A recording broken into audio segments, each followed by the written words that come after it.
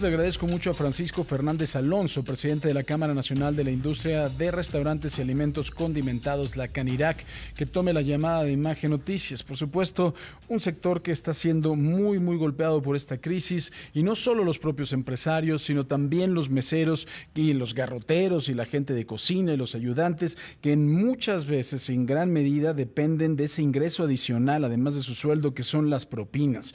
Es una industria muy grande. Francisco, ¿cómo estás? Buenas tardes. Hola, ¿cómo estás? Buenas tardes.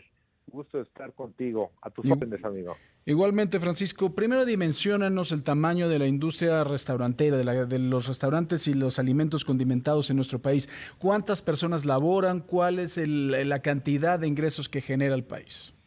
Mira, en México más de 2 millones de mexicanos se dedican a esta actividad. Es más, siendo muy exacto, según el censo que hizo el INEGI, estamos hablando de 2.100.000 personas. Es decir, 2.100.000 hogares, para ser más preciso en términos ahora de lo que significa una crisis como esta.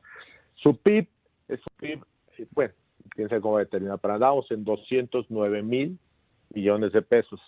Para darte una idea, esto era lo que teníamos en el 2008, pero a raíz de la influenza, de aquella pandemia que sufrimos hace 10 años, retrocedimos 9%, por lo que tuvimos que pasar 10 años para volver a recuperarnos.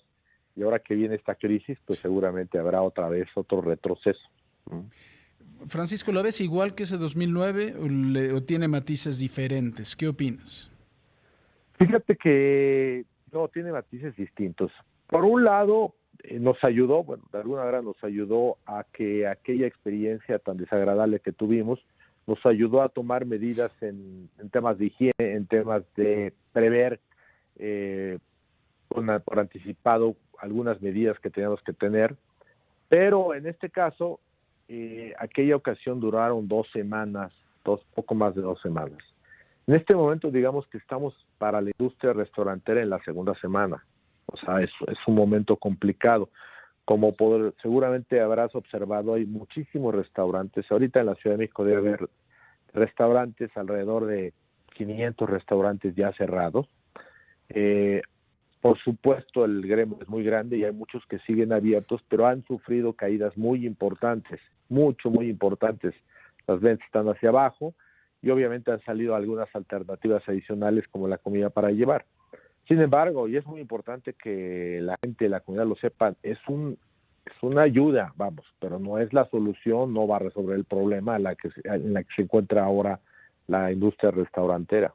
Por supuesto. Francisco, ¿han platicado con las autoridades para hacer algo parecido que en ese 2009, en donde se establecieran que la gente puede ir con seguridad a los restaurantes, dejando una distancia entre mesa y mesa, etcétera? ¿Eso es viable? ¿Estoy diciendo una tontería? Mira, ¿Qué dicen los expertos? No, Francisco, déjame decirte, claro que ayuda, por supuesto que ayuda muchísimo, perdón, claro que ayuda, porque de hecho la experiencia que tuvimos es dejar 1,5 metros entre mesa y mesa, como una manera de proteger que no pueda haber algún tipo de contagio. Y también las medidas de limpieza adicional para que no haya posibilidad de un contagio. O sea, por supuesto en las mesas el uso de tapabocas, el contenedor de cabello, o sea, eso está funcionando. Pero el problema no ha sido eso, el problema es que la gente no está asistiendo. O sea, si tú vas a los lugares, los restaurantes nos hemos visto obligados a cerrar porque la gente no asiste.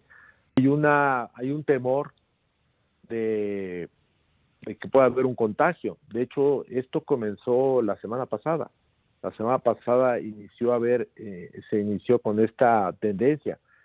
La gente dejó de asistir. Digamos que la sociedad civil se anticipó a las medidas que después nuestras autoridades comenzaron a implementar. Pero desde hace una semana la gente dejó de asistir a los restaurantes. Ahora, aquí hay un régimen mixto, ¿no? Porque cada estado lo ha manejado como ha querido. Por ejemplo, el Estado de México ya prohibió que haya gente en los restaurantes, solamente la comida para llevar, etcétera. Y en cada uno, por ejemplo, en San Pedro, Garza García, Nuevo León, el asunto también es cerrado total y absolutamente. Cada uno tiene Así es. sus asuntos, ¿no? Mira, probablemente acabas de mencionar algo importante. ¿Cuál es la diferencia? Que ahora, digamos que cada estado y sobre todo cada alcaldía o municipio está implementando medidas que no son las mismas, y eso manda un mensaje pues cifrado para los restaurantes. Primero, no puede haber una medida distinta en el Estado de México y otra en la Ciudad de México. Y no lo digo desde el punto de vista ni de política ni ideología, en eso yo no me meto. Pero bueno, pues el Estado de México en muchas partes de la ciudad significa cruzar una calle. O sea, está demasiado cerca. Entonces, si en un lado no se puede vender alimentos y en otro sí, pues se genera cierta confusión. Porque aunque sí sabemos que vivimos en el Estado de México y en la Ciudad de México, pero para muchos de los que habitamos en la ciudad, pues todos de alguna manera es una misma ciudad. Lo conocemos como el área metropolitana de la Ciudad de México, no el Estado de México. Entonces sí se genera confusión, sobre todo en los clientes, que dicen, bueno, pues ¿por qué aquí sí, aquí no? Y lo que comentas en los estados, pues eso también es claro. En los municipios lo están aplicando un poco las medidas. Por ejemplo, escuchamos, ¿no? Vamos a poner jabón antibacterial. Y yo, como seguramente tú has escuchado, diciendo, oigan, es que si esto es un vidrio, ese jabón antibacterial no funciona. Lo que hay que usar es más jabón y hay que usar más alcohol líquido.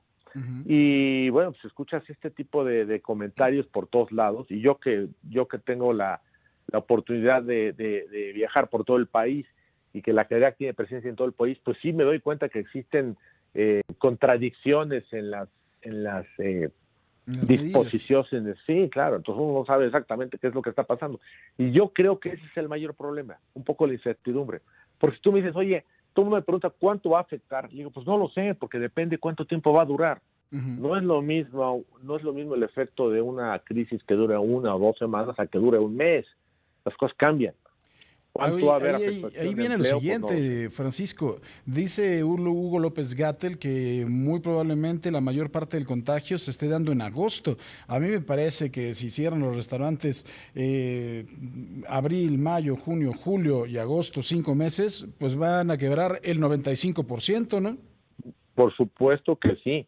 No, por supuesto que sí. Mira, yo no soy experto, no soy médico, ni soy experto en epidemias, pero independientemente de lo que diga el subsecretario, en materia económica, cierra 5 meses a los restaurantes y bueno, pues ya borraste al PIB, ya borraste a los restaurantes, es demasiado tiempo. Y ni siquiera 5, 3, ¿no? Porque, supongo. Sí, claro, y aparte estamos hablando del empleo, porque a mí cuando estoy escuchando todo esto, yo digo, a ver, por favor, la gente que vive de esto, o sea, menciono 2.100.000 gentes que trabajan directamente, porque aquí nos peleamos de que son empleos directos. Yo no estoy hablando de empleos indirectos, estoy hablando de empleos directos, estoy hablando de 2 millones de hogares directas. Que 6 millones de personas, más o menos. Pues sí, efectivamente. Y aparte, como leí en un artículo de la mañana, y aparte estamos afectando al sector agrícola, porque todas las compras que hacemos, pues finalmente, que las hacemos en su mayoría, nuestros insumos en materia de frutas y legumbres, pues van al sector agrícola.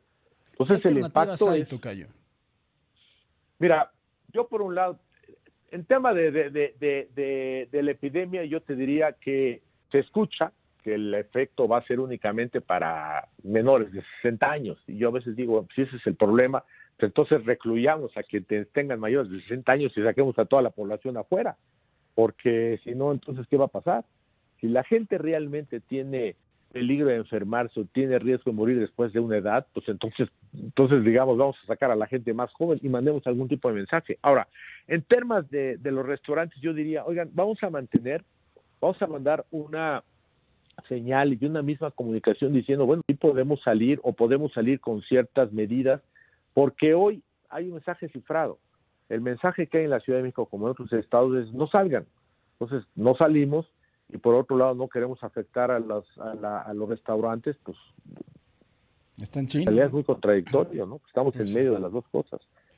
Pues Francisco Fernández Alonso, presidente de la Cámara Nacional de la Industria de los Restaurantes y Alimentos Condimentados, ojalá que las autoridades se reúnan con ustedes, ojalá que haya un acuerdo y ojalá que haya una alternativa por ustedes, por los empleados también, que es un montonal de gente. Gracias, Francisco. Al contrario, muchas gracias y todas tus órdenes. Gracias, Francisco Fernández Alonso, presidente de la Cámara Nacional de la Industria de Restaurantes y Alimentos Condimentados. Casi un 8% del Producto Interno Bruto, 2.100.000 empleos directos y a lo mejor estamos hablando del sustento de 6 millones de mexicanos. Son cifras verdaderamente impresionantes. Hay que pensar en ello. Nadie está llamando a la irresponsabilidad, ¿eh? Nadie está llamando a que salgan a la calle, vayan a los restaurantes, llénalos. No, no, no. Pero sí creo que hay que pensar en una alternativa porque es una industria muy importante donde dependen un montón de mexicanos.